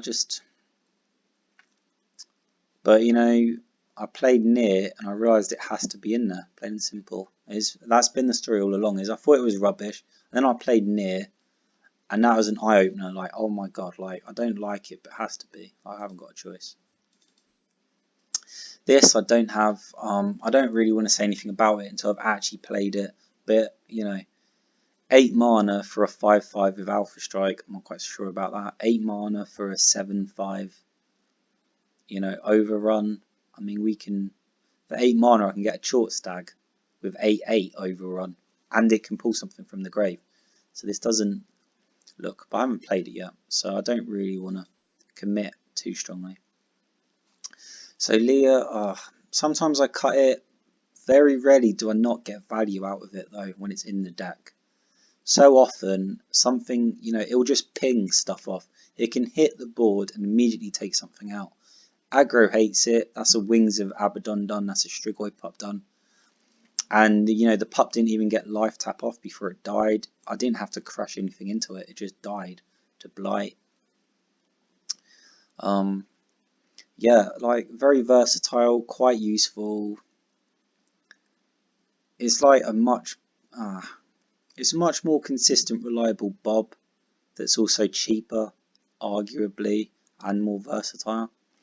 Because it's not like it's still a 1/5 5 mana, but it hits the board, and with no further mana investment, you can give something Blight and just ping it off straight away. And the turn after that, you've got the option of either pinging something off for Blight 1 or giving a minion +3. And with the overrun minions in this deck, Leah really can make a difference. Having Leah on the field with 2 energy and, I mean, not even something big, but just say, you've got the twins are spread out. They still have overrun. And then Leah can just give one of the twins +3 attack. So she gives it to Blanc. So he's got 7 attack. He attacks once. He has to overrun something though. So that's 4/5 damage. And then you Volition, and that's 11 damage that Blanc's done on his own. That's fantastic. That's a surprisingly common setup. Like, so Leah ends up like even just random chaff that you've got left over, an effigy that hasn't been taken down. Suddenly you buff the effigy and it's a 3/1, and suddenly it just trades up into something. It's surprisingly versatile. Blight 1 takes forever on big minions though, but Leah's not for big minions. She's just this 5 health barrier against aggro that is just going to keep pinging bits off. So aggro just can't rush you down. It's like just trying to slog through her. It's so annoying for them. And against control as well, quite good. God's Bane. It's not really a 6 mana, it's more an 8 mana. You'd rather put it down on the 8. I think it's okay. So, sort of similar to Serpent's Den and things like that, where you want to buy into it a little bit with Olama rings and stuff. But it's better than that because it really isn't that reliant on Olama rings. It can create 2 commandos, and of course, because they're next to it, they both have armor too. So it's very good value in a card slot, but it's a bit too passive for me. The fact that the transport goes down and can create the commandos, but nothing happens on that turn. It can be led astray rather stupidly. It's also weak to extract. Is it extract life or is it Crimson Pact? I think it's Crimson Pact. The one that you destroy a unit and then you take damage equal to its strength. For you to put down a 6 mana unit and then for them to just Crimson Pact it and only take 2 life damage, that's pretty bad. That's pretty bad. Harvester, it's more the 3 gems than anything, but 3 life is not that great at 6. At 6 you've either turned the corner or you haven't. Very rarely is 3 life going to make a difference in a situation where just having the twins as blockers in the way wouldn't make more of a difference. It's sort of a neat card, but there's just so much at 5, 6 and 7 in yellow. I don't know where to put it. 3 yellow gems as well is demanding that up to turn 6 half your gems spent are yellow. And sometimes the game doesn't quite go like that. And, forcing it, this isn't quite worth forcing, Not in the way that other cards that you've got, not in terms of the top end of yellow, really, is worth it. Which we're getting into now, pretty much. Yeah, I mean, this is the same cost as Harvester, though, right? One of the twins, 3 yellow gems. But, with the Awaken ability, you get a 0 cost 5/4 Una. So you get 9/9 of stats for 6 mana. This is work. Like, compared to a Harvester, you get 3 life, and then once it dies, you get a Maze of Itiku. And you get a 6/6. Here you get a 9/9 that you can spread across the board in 2 different spots, overrun and regen 3. This does a lot. Like, this, for 6 mana, this is fantastic value. And it's worth forcing into 3 yellow, if you haven't already forced into 3 yellow with Misanthropia. And of course, even if they manage to get rid of one of the twins, I mean, you can purchase each twin, which is a bit, having both of them in the deck. Sometimes they'll get rid of one twin, then you'll put down the other set. I think there are 2 twin Blancs and a twin Una. Everyone's got overrun and regen. And your board is just horrible. Your opponent has to trade, 1-for-1s, 2-for-1s. That's 1-for-1 for each twin, and each card gives you 2 twins, of course. 9/9 stats for 6 mana is a fantastic deal. Overrun and regen 3. Just so useful. So incredibly useful. In terms of just, it's just fantastic, isn't it? Still susceptible to Giganto. Also, you've got to be careful. The 0 cost twin is susceptible to Temptation, which is extremely irritating. You'd rather have the 0 cost twin, of course. You'd rather get that Awaken effect. But, if you're playing against orange, I mean, you don't want to put the twins on their own, not next to something, If you've got a maze on one side and something else on the other, then, even if they Temptation, they'll still have to attack the maze because it will then be blocking them. But, I mean, definitely red-orange, if you're not careful, the 0 cost twin will suddenly get Temptations, and you're looking at an extra 4 or 5 damage. Almost you could consider out of nowhere.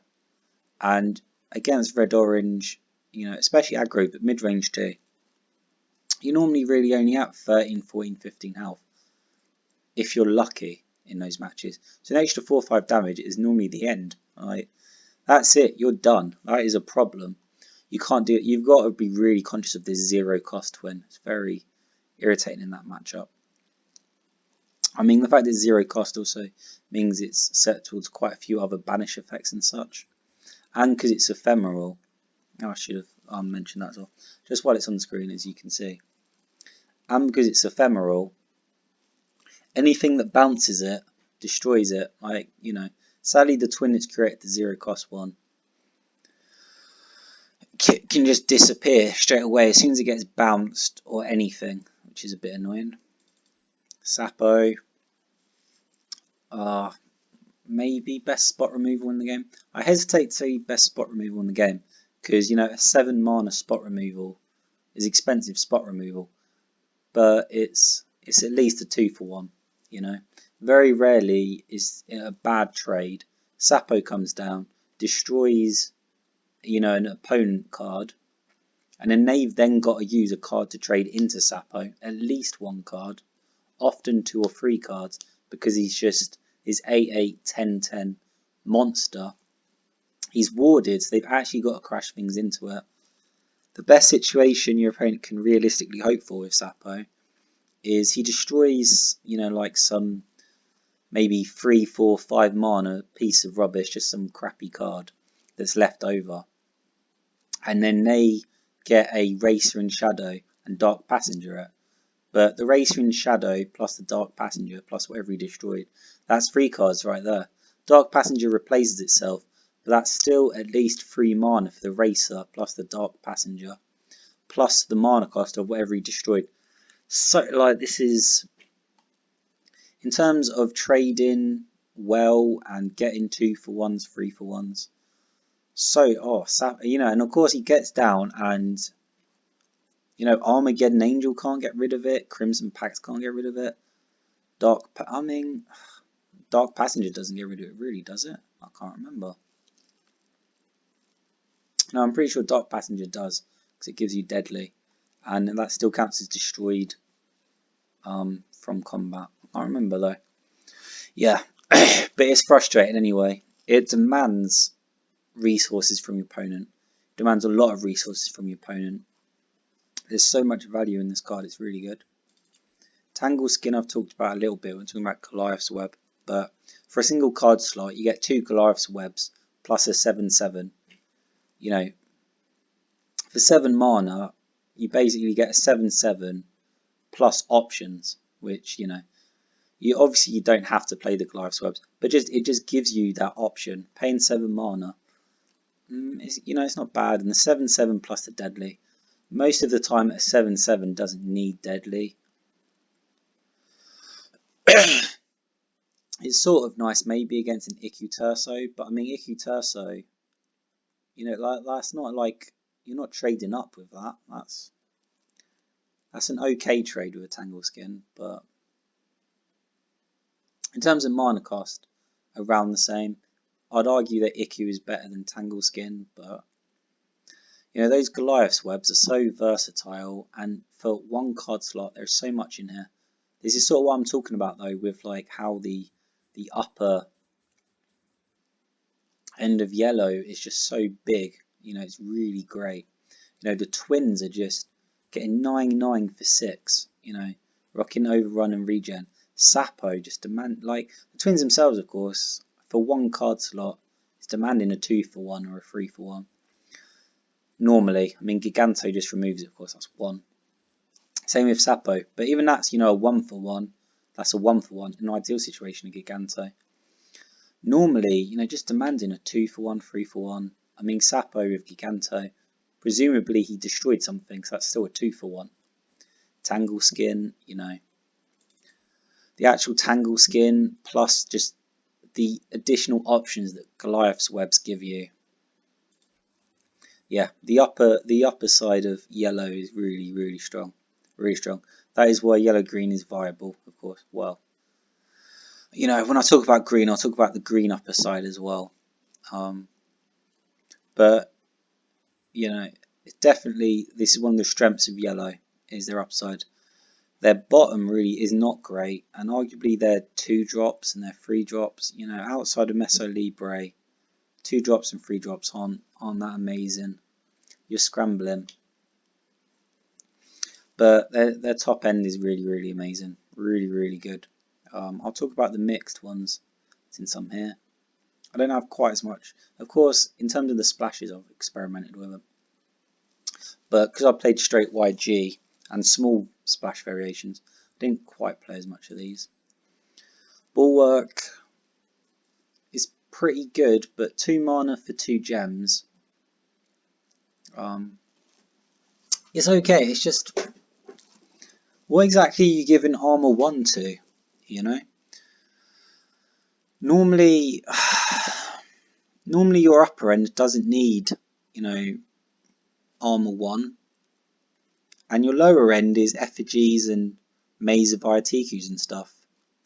So, you know, in what yellow-green control, even with splashes, this doesn't quite work for me. I don't quite get it. Like, what am I supposed to be putting this on?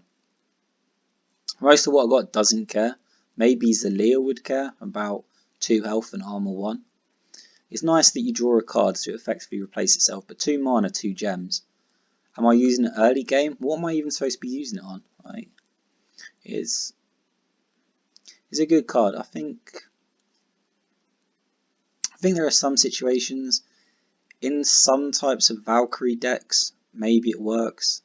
Einhar likes this card quite a lot, but Einhar likes anything really that buffs stats. You know, it's sort of okay. Ugh. I mean, 3 mana, 1/5. Yes, it's nice that it fully heals, but in order to really get the maximum value out of this, you would need 2 minions that have enough health that they've traded with something and they're damaged but they haven't been destroyed. You know, in order for you to put this down, and then it can fully heal, you know, these 2 minions. Then you've got 2 big beefy minions that are damaged but have clearly traded in something and are offering 2-for-1s. So this is sort of a win more card, and it's also reliant on other things like a 1/5 isn't. It's not really doing a lot on its own. It's relying on other cards, and the other cards are more than capable of taking care of business. If they're still on the field and they're damaged, arguably they're still capable of taking care of business. And if your cards are getting 2-for-1s and you're trading well, why can't this just be another card that could trade well for you and be ultra versatile? This is a bit niche. You don't need it. This could be a different card that's more valuable, I think. Haven't played it, sadly. Super curious about it. I don't want to say too much about it because I don't really want to say anything about trying it. Oh, I didn't like this. I didn't get it at all. You know, Lurker Swift, okay. But I mean, if it's a Lurker and you're taking advantage of that, then it's got something on either side of it, or it's got something on one side of it and it's in the corner. So what's the Swift about? It's a bit... 2 health is pretty bad for a 2 mana. The fact it's 2 mana, 2 gems is bad. No, I didn't like it. I didn't like it. Oh, I don't have it, but I've played against it, and oh my word, is this oppressive. It's so annoying. I'd argue that 3 mana, 2 gems is actually one of the few times where I'm like, you know what?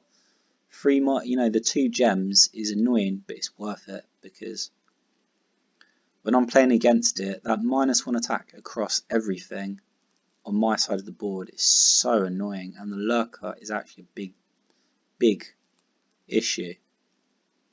So difficult to get through. The free health means the agile options that you really have in here, you know, they just struggle so much. You know, like Poxbringer would.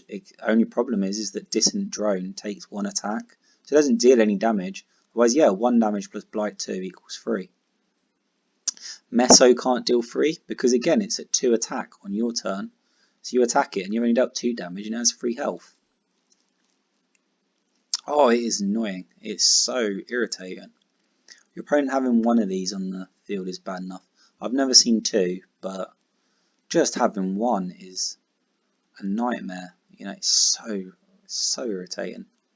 I've played aggro decks and someone's played this against me. It hasn't been so bad because, you know, you throw down your Iron Belly and infuse it and you can just destroy this and it's not quite as bad. Your opponent struggles to put minions around to protect it. If you've got all the rush minions and you just go in straight for them, it's not quite as bad. But yeah, in slow control, having everything just demeaned, you know, it just renders so much stuff almost impotent. Plague Maidens, don't have it. Dying to play it. I've seen some pretty nasty decks of it, but I've also played against it 5 times today. I've played against decks that I've Plague Maidens in, and I won all 5 times. So, you know, the game plan hasn't quite gone off. You can see what the game plan so often is with Plague Maidens. You know, Rustlin's Bite, give it armor 1, then you can just start shredding. If you've already got a health advantage, all you have to do is shred your opponent. And then you will eventually win, just destroy everything else on the board. It could be vicious, but I mean, you don't even, you know, it's 3 mana, 2 gems, but that is a little bit,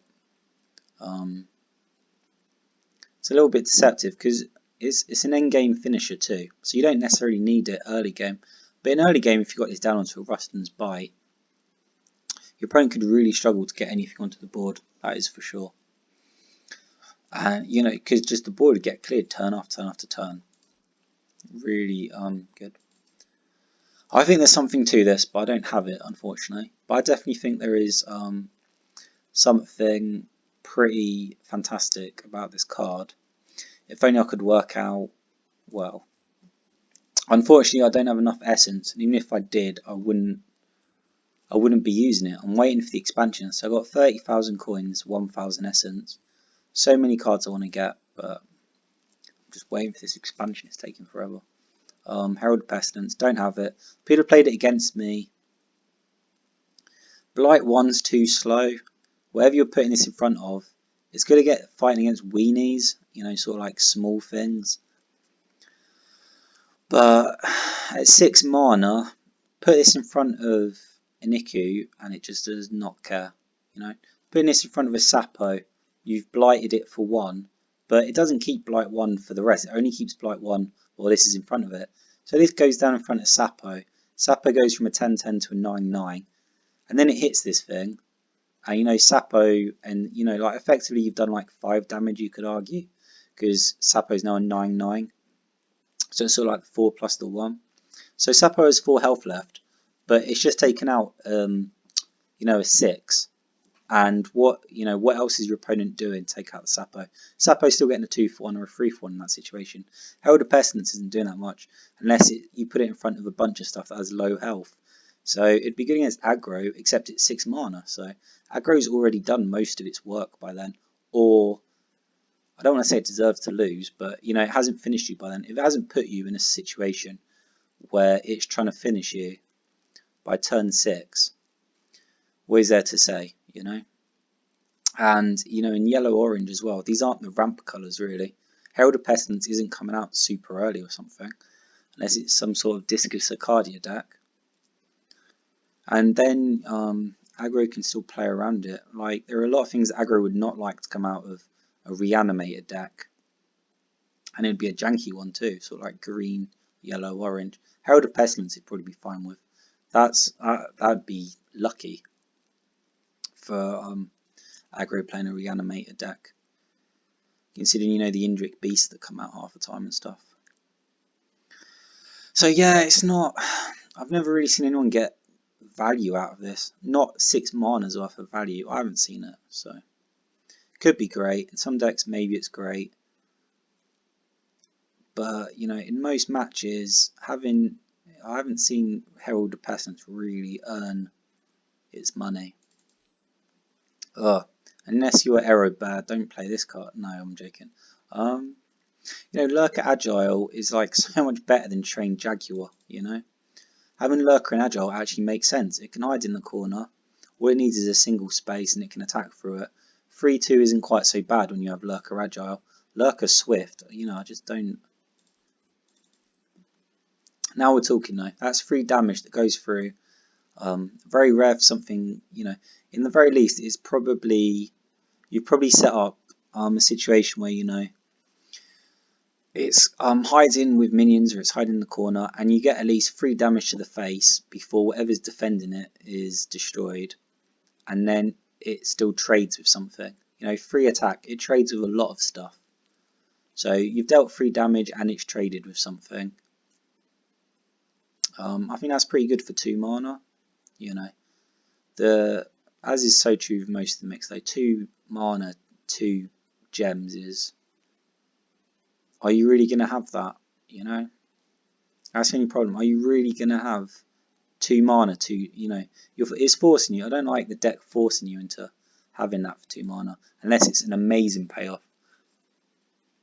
You know, Misanthropy is already difficult at 5. 5 turns to get 3 yellow gems is already awkward enough. This